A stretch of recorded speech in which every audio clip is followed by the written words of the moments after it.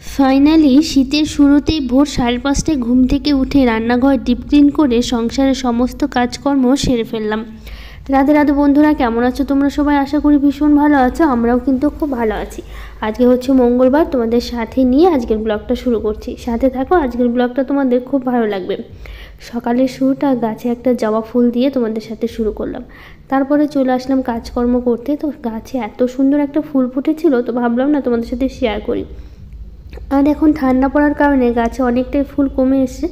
এখন তো একদমই ফুটে না, আগে তো অনেকগুলো করে গাছে ফুল দিত।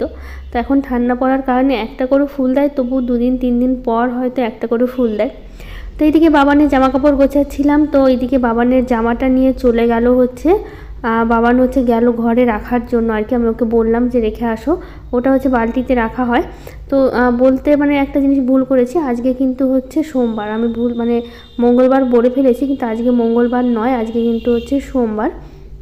তো আমার একটু ভুল হয়েছে বলতে, তো সবাইকে সরি বলছি প্রথমেই আমি, কারণ আমার বলতে প্রথমেই ভুল হয়েছে আর কি।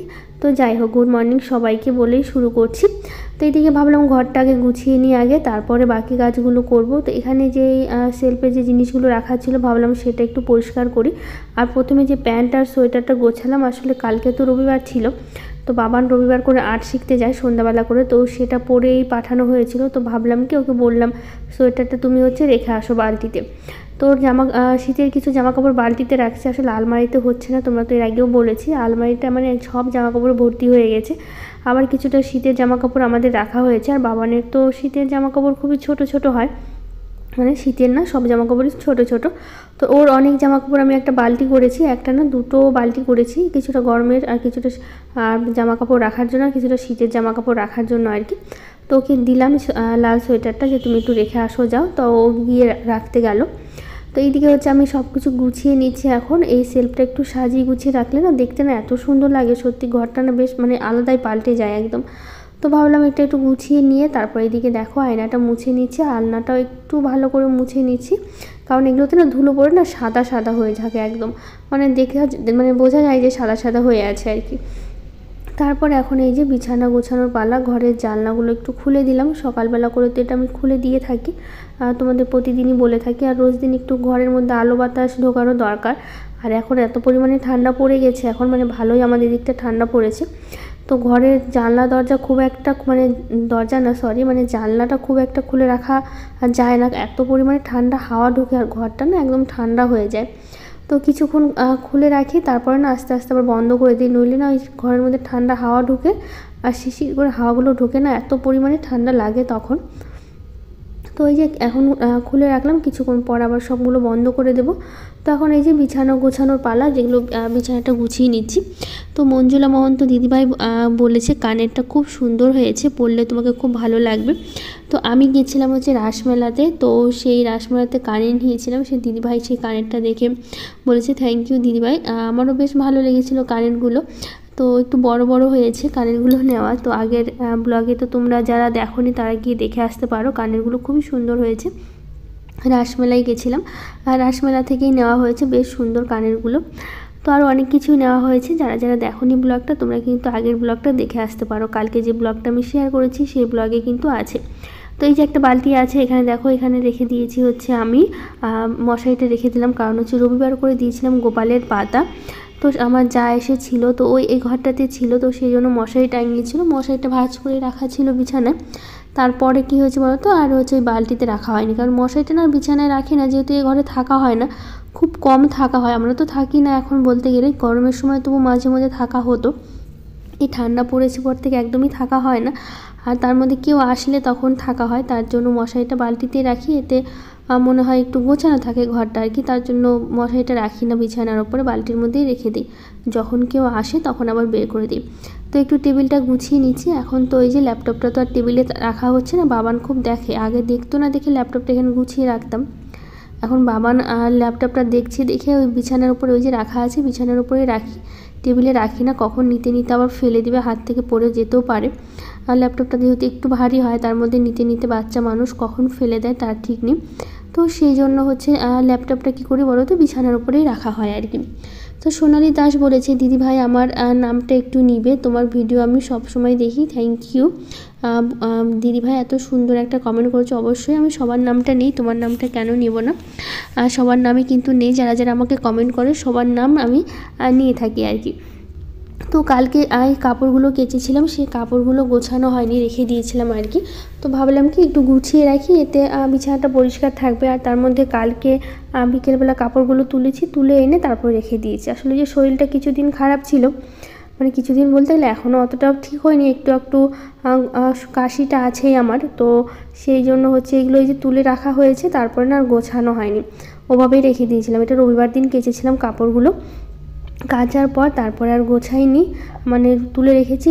তো সেই জন্য হচ্ছে আজকে ভাবলাম সকাল সকাল উঠেছি যখন, তো খুব সকালবেলা ঘুম থেকে উঠেছি আজকে 5:30টার দিকে। আর কারণ হচ্ছে রান্নাঘরটা আজকে পরিষ্কার করব, রান্নাঘরটা এদিকে রান্নাবাড়ি অনেক কাজ আছে, সেগুলো করে তারপর রান্নাঘরটা পরিষ্কার করব। তো সেই জন্য ভাবলাম কি যে কাজগুলো সংসারের আছে টুকিটাকি সেগুলো সারি, নইলে হচ্ছে আবার দেরি হয়ে যাবে। আর এই দুপুরবেলা কাজ করতে আমার খুব একটা ভালো লাগে না, সেটা আমি তোমাদের অনেক সময় বলে থাকি। আমার এই সকাল সকাল ঘুম থেকে উঠে কাজ করতে বেশি পছন্দ। আসলে সারাটা দিন সেই একটু দেরি করে উঠতে গেলে কী হয় বলো তো, সারাটা দিন প্রায় কাজ থাকে, আর নিজের জন্য একটুকু সময় বের করা যায় না যে একটু বসে কাজ মানে না করে একটু বসবো আর কি। আর আমার এই পর কাজ করতে পছন্দ আর কি, যে একটা কাজ করে আবার 10 মিনিট বসে থেকে আবার পরের কাজে যাব, সেটা আমি করি না আর কি। যতক্ষণ কাজ থাকে আমি করতেই থাকি আর কি, বসে থাকি না, আসলে আমার ভালো লাগে না ওভাবে। তো সেই জন্য সেটাই করি। তো এইদিকে দেখো আমি সব কিছু গুছিয়ে নিচ্ছি, আলনাটা গুছিয়ে নিচ্ছি। আর হচ্ছে আলনাতে যে কিছুটা জামাকাপড় বাবানের ছিল যেগুলো ভাঁজ করলাম, তো সেই জামাকাপড়গুলো একটু গুছিয়ে নিলাম আর কি। নিয়ে আলনাটা সুন্দর করে সাজিয়ে চলে আসলাম। এই যে বিছানাটা একটু বেড কভারটা একটু টান করে নিলাম। আসলে ঘরের মধ্যে না বিছানার দেখবা একটু বেড কভারটা যদি টান থাকে আর বিছানাটা গোছানো থাকলে কী হয় বলো তো, একদম বেশ কিন্তু ঘরটা গোছানোই লাগে। আর তার মধ্যে কোনো কিছু ফার্নিচার নেই, শুধু একটা চৌকি আছে, তো সেটাও যদি একটু গুছিয়ে না রাখি তখন কি ভালো লাগে। তো বিছানায় কিছুটা জামাকাপড় এক সাইডে ভাঁজ করে কিছুটা রাখলাম, ওগুলো পরে সরিয়ে মানে যেখানকার জায়গা মতো রেখে দেবো আর কি। তো এখন ভাবলাম এদিকে কাজগুলো করে নিলে অনেকটা দেরি হয়ে যাবে, আবার রান্না আছে, ওরা আবার স্কুল যাবে, বাবানও স্কুল যাবে, বাবানের পাপাও স্কুল যাবে, কারণ বাবানের আজকে পরীক্ষা আছে। তো বাবানের তো পরীক্ষা শুরু হয়েছে শনিবার থেকে, তো সেই জন্য আজকে পরীক্ষা আছে, বাবান যাবে পরীক্ষা দিতে। তো এইদিকে দেখো সংসারের সব কাজগুলো একটু একটু করে করছি। আর এইদিকে দেখো ঘরের ভিতরটা তো খুব ভালো করে ঝাড় দিয়ে পরিষ্কার করলাম, করে এখন হচ্ছে উঠোনটা ঝাড় দিচ্ছি। তো মামনির ঘর সংসার থেকে বলেছে খুব সুন্দর দিদিভাই তোমার ঠাকুর ঘরটা, থ্যাংক ইউ দিদিভাই, এত সুন্দর করে বললা। আসলে আমার ঠাকুর ঘরটা খুবই আমারও ভীষণ পছন্দ আর কি, অনেক মানে ভালোবেসে ঠাকুর ঘরটা আমি একটু সাজিয়ে রাখি, খুব একটা সাজানো হয় না। আসলে ঠাকুর ঘরে সেরকম সাজানোর কিছু নেই, সব একটু ঘোটাঘাটি আছে আর কি। তবু চেষ্টা করি একটু পরিষ্কার পরিচ্ছন্ন রাখার, আর আমার ভালো লাগে, আমারও খুব পছন্দের ঠাকুর ঘরটা, একদম মানে কী বলবো, একদম শান্তির জায়গা বলতে পারো তুমি। তো এদিকে ঘর বাড়িগুলো ঝাড় দিয়ে পরিষ্কার করে কিছুটা জল নিলাম। তো লঙ্কা গাছে প্রথমে জলগুলো দিলাম, দেখলাম লঙ্কা গাছের গোড়াটা বেশ ভালোই শুকিয়ে এসছে, তো সেই জন্য ভাবলাম জলটা দিয়ে এখন এই যে ফুলের গাছে জল দিচ্ছি। আসলে ফুলের গাছের গোড়াগুলোও শুকিয়ে যাচ্ছিলো। তো এই যে বাগানের কিছুটা গাছে জল দিতে চেয়েছিলাম, তো বাবানের পাপা বলল জল দিতে হবে না, আমি হচ্ছে পাইপ দিয়ে জল দিয়ে দেবো, নাহলে জল টেনে দিতে গেলে না অনেকটা সময় লেগে যাচ্ছে। তো সেই জন্য ভাবলাম কি যে ওটা আর দিব না, থাক আজকে হচ্ছে মানে বাবানের পাপা বললো যে আমি পাইপ দিয়ে তো পরে জল দিয়ে দেবো। তো সেই জন্য আর সবজি গাছগুলো তার জল দেওয়া হয়নি। তো এখন একটু চলে আসলাম আর কি, কাপড়টা পাল্টে নিয়েছি, বাসি কাপড়টা পাল্টে চলে আসলাম রান্নাঘরে। তো আজকে করবো হচ্ছে মাছের ঝোল করব, আর করবো হচ্ছে বেগুন ভাজা। তো সেই জন্য বেগুনগুলো তো প্রথমে কেটে নিলাম, এটা একটু লবণ হলুদ মাখিয়ে না রেখে দেবো, এতে কী হয় বলো তো, আর ভাজার সময় না তেলের পরিমাণটা অনেকটাই কম লাগে, তো সেই জন্য একটু লবণ হলুদ মাখিয়ে রেখে দেবো। আর এদিকে হচ্ছে আলুগুলো আমি কেটে নিয়েছি মাছের ঝোলের জন্য, আর একটু পেঁয়াজ, আজকে না মাছের ঝোলটা না পেঁয়াজ দিয়ে করবো, অনেক দিন পরই বলতে পারো পেঁয়াজ দিয়ে মাছের ঝোল খাওয়া হলো, কারণ অনেক দিন খাওয়া হয় না। তো সেই জন্য ভাবলাম আজকে একটু পেঁয়াজ দিয়ে মাছের ঝোলটা করি। তো এইদিকে হচ্ছে সব মশলাগুলো সব রেডি করে নিলাম, নিয়ে তারপর এখন এই যে আলুটা ভেজে নিচ্ছি মাছের ঝোলের জন্য। আর একটু পেঁয়াজ যা যা মশলা লাগে, আদা জিরা লঙ্কা ধনিয়া আর হচ্ছে ওই পেঁয়াজ একসাথে কিন্তু আমি পেস্ট করে নিয়েছি, আর টমেটো দিয়েছি, টমেটো সব একসাথে পেস্ট করে নিয়েছি। নিয়ে খুব ভালো করে দেখো মশলাটা আমি কষিয়ে নিলাম, নিয়ে তারপর এখন জল দিয়ে দিলাম। কিছুক্ষণ ফুটে আসলে তো মাছগুলো দিয়ে দেবো। মাছগুলো কিন্তু কালকে ছিল, কালকে অনেকগুলো মাছ এনেছিল, তো কিছুটা খাওয়ার পর না মাছগুলো ছিল, আর কয়েক পিস এই 5 পিস রেখে দিয়েছিলাম। আর তার মধ্যে যেহেতু আমার ফ্রিজ নেই, আমাকে সবসময় ভেজেই রাখতে হয়, তো সেই জন্য ভেজে রাখি। তো এই যে ছোটো কড়াইতে দিয়ে দিলাম বেগুনগুলো, তো এতে তাড়াতাড়ি হয়ে যাবে দুটো রান্না একসাথে। তো সেই জন্য ভাবলাম কি যে পাশের কড়াইতে বেগুন ভাজাটা দিয়ে দিই, এতে তাড়াতাড়ি হয়ে যাবে।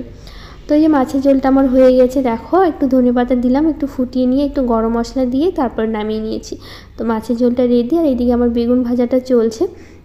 আসলে একসাথে সবগুলো দিয়েছি তো নাড়তে একটু অসুবিধা হচ্ছে। তো একটু একটু করে উল্টে পাল্টে দিচ্ছি, দিয়ে বেশ সুন্দর করে ঢাকা দিচ্ছি। তো বেগুনগুলো বেশ সুন্দর সেদ্ধ হয়ে গেছিলো আর ভাজাও হয়ে গেছে বেশ সুন্দর করে। তো এইদিকে দেখো ধনিয়া পাতা বেটে নিচ্ছি। কালকেই মাছ এনেছিল না বাজার থেকে, বললাম তো, তখন ধনিয়া পাতাও এনেছিল। তো বাবানের পাপা বললো একটু ধনিয়া পাতাগুলো একটু বেটে দাও, ও আবার ধনিয়া পাতা বাটা খেতে খুব পছন্দ করে। তো সেই জন্য ধনিয়া পাতা বেটে নিলাম, আর এদিকে একটু লেবুর রস দিয়ে মেখে তারপর রেখে দিলাম। তো খাওয়ার সময় তখন দিয়ে দেবো। তো এইদিকে দেখো বেগুন ভাজাগুলো আমার বেশ সুন্দর হয়ে গেছে। তো এখন সবগুলো তুলে রাখছি, রেখে তারপর এই যে খাওয়া দাওয়া শেষ, ওরা বেরিয়ে গেছে স্কুলে, রান্নাবাড়িও শেষ।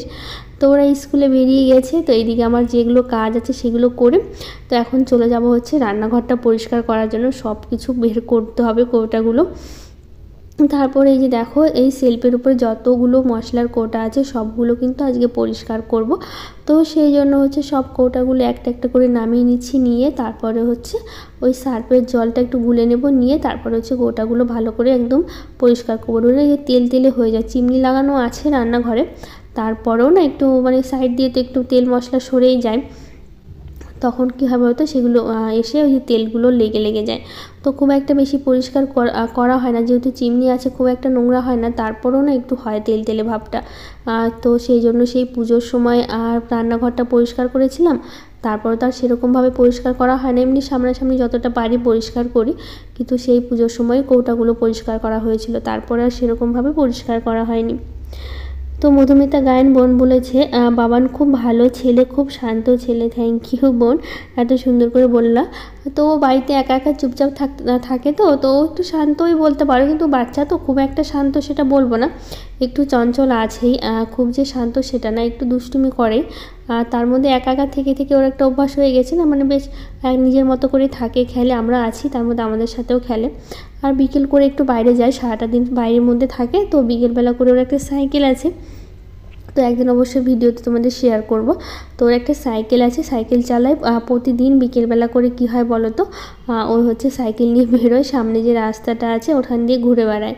তা আমি একটু বাইরে গিয়ে দাঁড়িয়ে থাকি, ও সুন্দর সাইকেল চালিয়ে ঘুরে ঘুরে আসে আবার যায়। বিকেলবেলার এটাই করে আর কি। তো সেই জন্য বিকেলবেলার টাইমটা নিয়ে ওকে একটু বেরোই। তো সোমা লাইফস্টাইল ব্লগ থেকে দিদিভাই বলেছে মেলাতে গিয়ে কানের দিকেই চোখ পড়ে, কি বলো? হ্যাঁ গো বোন, বোন বা দিদিভাই যাই হোক, আমি তো জানি না তুমি আমার থেকে ছোট হবে না বড় হবে। তো দিদিভাই বলছি, আসলে সত্যি বলতে এটাই, আমারও মেলাতে গিয়ে কী হয় বলতো, আগে কানেরগুলো চোখে পড়ে, এত সুন্দর সুন্দর কানেরগুলো ঝোলানো থাকে। আমি তো সেভাবে ভিডিওটা করতে পারিনি মেলাতে গিয়ে আর কি, ভিডিওটা করা হয়নি, শুধু ঠাকুরটাই তোমাদের সাথে দেখিয়েছি। অনেক বড় মেলা বসে কিন্তু, আর প্রচুর দোকান, দুটো একটা নয়, প্রচুর দোকান আর কি। কি বলবো, তোমাদের ভিডিওতে দেখালে হয়তো তোমরা বুঝতে পারতাম। তো প্রচুর দোকান। আমারও তো কানের আর মেলাতে গিয়ে কিছু না নিয়ে না আমার আসতে একদমই ইচ্ছে হয় না, আমার তো কিছু না কিছু কিনতেই হবে। তো এইদিকে রান্নাঘরটা খুব ভালো করে সেলফটা পরিষ্কার করে নিয়ে, তো এখন যে চিমনিটা একটু ভাবলাম পরিষ্কার করি, কারণ চিমনিটা অনেক দিন হলো জানো তো পরিষ্কার করা হচ্ছিল না। তো ভাবলাম চিমনিটা এবারে পরিষ্কার করে ফেলি। তো এইদিকে ন্যাকড়া দিয়ে খুব ভালো করে মুছে নিলাম। আসলে কার্পিন তেলটা ছিল না, ওটা দিয়ে মুছে না বেশ সুন্দর চকচক করে জানো তো, একদম নতুনের মতো। তো ওই তেলটা ছিল না, তো ন্যাকড়া দিয়ে যতটা পারলাম মুছে নিলাম, নিয়ে তারপরে এই যে দেখো কৌটাগুলো তো ভালো করে মেজে ধুয়ে পরিষ্কার করে জল ঝরাতে দিয়েছিলাম, একটা কাপড় বিছিয়ে দিয়েছিলাম। এতে কী হয় বলতো, জলগুলো চুয়ে চুয়ে নিচে পড়ে না, নাহলে কাপড় না বিছিয়ে দিলে কী হয় যে কৌটার গায়ে যে জলগুলো আছে আর সবগুলো একদম চুয়ে চুয়ে পড়ে যায় নিচে। তো সেই জন্য কাপড়টা বিছিয়ে দিলে কাপড়টা ভিজে যায়, তো জলটার পড়ার চান্স থাকে না। তো এইদিকে দেখো জলটা বেশ সুন্দর ঝরে গেছে। তো এখন একটা একটা করে কী করছি বলো তো, কৌটাগুলো সাজিয়ে রাখছি। তো রূপসা দিদিভাই বলেছে খুব ভালো লাগলো তোমার ভিডিওগুলো দেখতে। থ্যাংক ইউ দিদিভাই, এত সুন্দর করে বলেছো। তো রান্নাঘরের আজকে ওপরের সেলফটাই পরিষ্কার করলাম, নিচের সেলফটা এখনও পরিষ্কার করা হয়নি। নিচের দিকে যে কৌটাগুলো রাখি, তো সেগুলো ভাবছি অন্য একদিন করবো। একদিনে করতে গেলে না অনেকটা চাপ হয়ে যায় জানো তো, কাজের আর নিতে পারি না জানো তো, ভীষণ কষ্ট হয় একসাথে করতে গেলে। ওই যে নিচের যে কৌটাগুলো আছে, নিচেরটা আজকে আর করলাম না, ভাবছি অন্য একদিন করব। তো তো দুদিনে না করলে না হয় না, একদিনে করতে গেলে অনেকটা কষ্ট হয়ে যায় আর কোমরটা না লেগে আসে। এই যে ঝুঁকে ঝুঁকে যে কোটাগুলো পরিষ্কার করি না, তখন না কোমরটা এত পরিমাণে ব্যথা করে কি বলবো। মানে এই বয়সে যদি কোমর ব্যথা হয়, আমি খালি সেটাই ভাবি বয়স হলে কি হবে আমার। আমার তো প্রচণ্ড কোমর ব্যথা, এই ঝুঁকে না আমি একদমই কাজ করতে পারি না, জানো তো। তো এইদিকে দেখো রান্নাঘরটা খুব ভালো করে পরিষ্কার করে নিয়েছি। তো আরও কিছু দিদিভাই কমেন্ট করেছে, জ্যোৎস্না Karigar, Rekha Majhi, Biswajit, Madhumita, homemaker, Sabina blog, authentic Bengali blog, Sonali Bibi. তো সবাইকে থ্যাংক ইউ, যারা যারা কমেন্ট করেছো সবাইকে অনেক অনেক ভালোবাসা। তো এদিকে রান্নাঘরটা পরিষ্কার করে নিয়ে এখন বেসিনটা পরিষ্কার করে নিচ্ছি, নিয়ে তারপরে কি করবো বলো তো, রান্নাঘরটা একটু মুছে নেব। কারণ একটু জল পড়েছে তো নিচের দিকে, এই যে একটু জল ছিটে ছিটে তো নিচে পড়েই, যেহেতু এতগুলো জিনিস পরিষ্কার করলাম, তো সেই জন্য ভাবলাম পরে একটু মুছে নেব, আগে দিকটা ওপরের দিকটা করে নিই আর কি। ওপরের কাজটা করে নিচে করে নিলেই হয়ে যাবে। তো এদিকে সকালবেলা উঠে না বাবানের বাবা স্নান করে তো স্কুল গেছে, তখন ওই পুজোটাও দিয়ে নিয়েছে। তো আজকে হচ্ছে আমি এখন শুধু স্নানটা বাকি আছে। তো এই রান্নাঘরটা মুছে স্নান করলেই আমার কিন্তু কাজ একদমই শেষ, আর কোনো কাজ নেই। সংসারের কিন্তু সব কাজই আমার হয়ে গেছে, খুব তাড়াতাড়ি করে নিতে পেরেছি না, আমার ভীষণ ভালো লাগে। তো এখন এই যে স্নান করব, স্নান করে একটু বসলেই বেশ কাজ শেষ। তো যাই হোক, আজকের ব্লগটা এখানে শেষ করছি। ভালো লাগলে লাইক, শেয়ার, কমেন্ট করে দিও আর আমার চ্যানেলটাকে সাবস্ক্রাইব করে দিও।